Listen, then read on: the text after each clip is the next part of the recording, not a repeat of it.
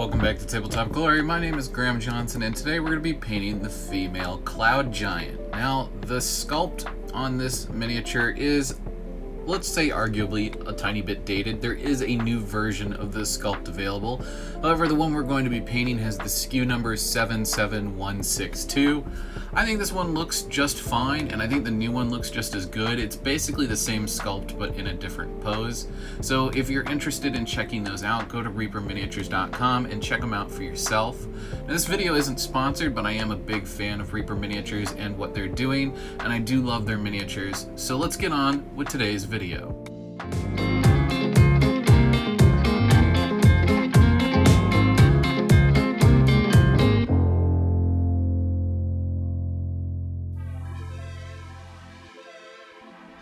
Now, relying on a similar paint scheme from a previous video with my Frost Giant, I didn't really show it on screen in that video, so I wanted to show it on screen this time. We're going to be zenithally priming using a mixture of white and ghost gray. Now, in this case, ghost gray is going to take the place of black and is going to deepen our recesses. Now, I wanted to do this because I'm going to be painting the skin tones with very light shades of blue, and I wanted to have to do as little correcting as possible after this. I didn't want the skin tones to have too much shadow. I just wanted them to have a little bit of shadow. I wanted this character to be very bright in its appearance, so I didn't want to go crazy over the top and do what we might traditionally think of when painting skin tones.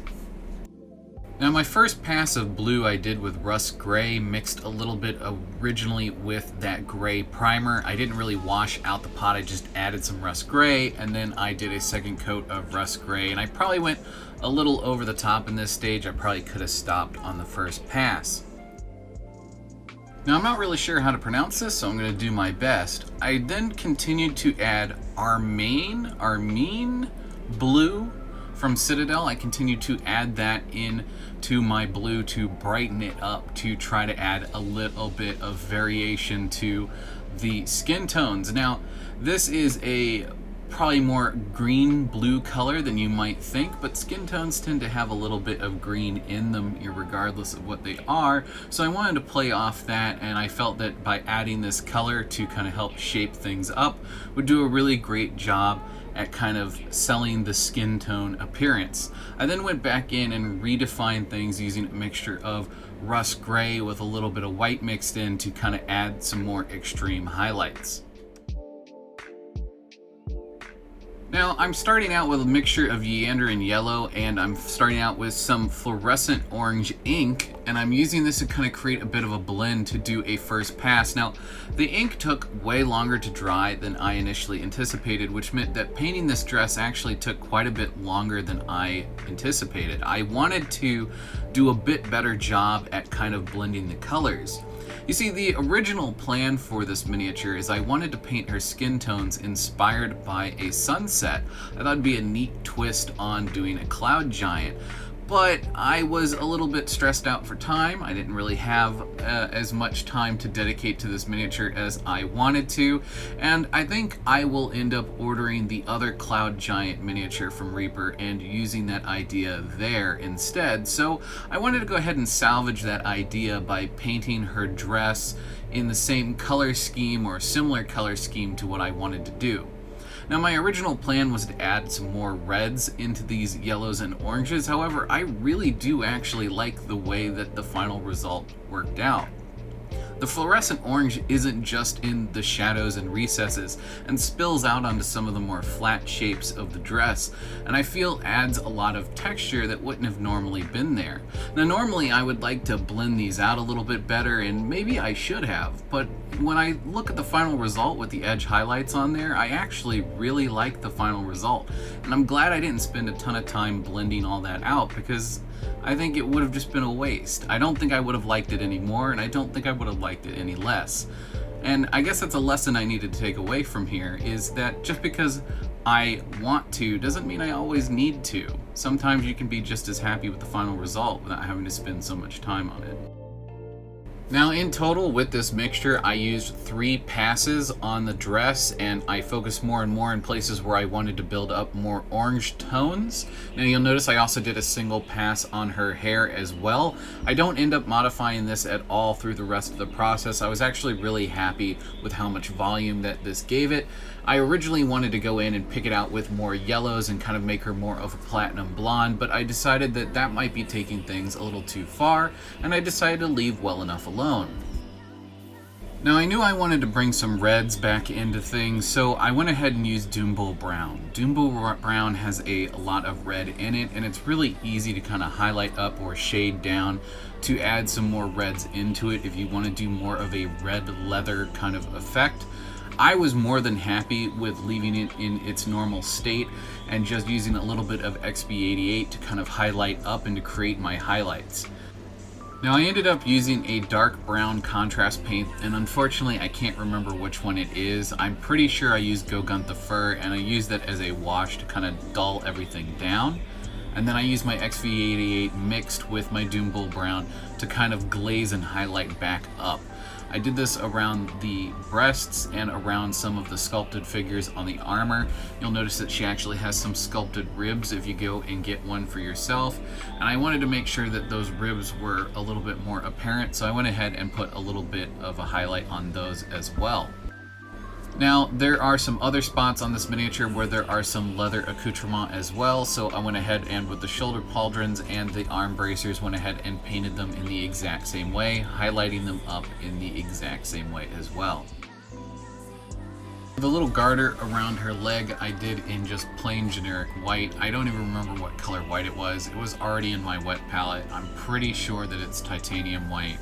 I also mixed a little bit of titanium white in with some of my various blues to kind of try and add a little bit more shadow and shading in around the neck.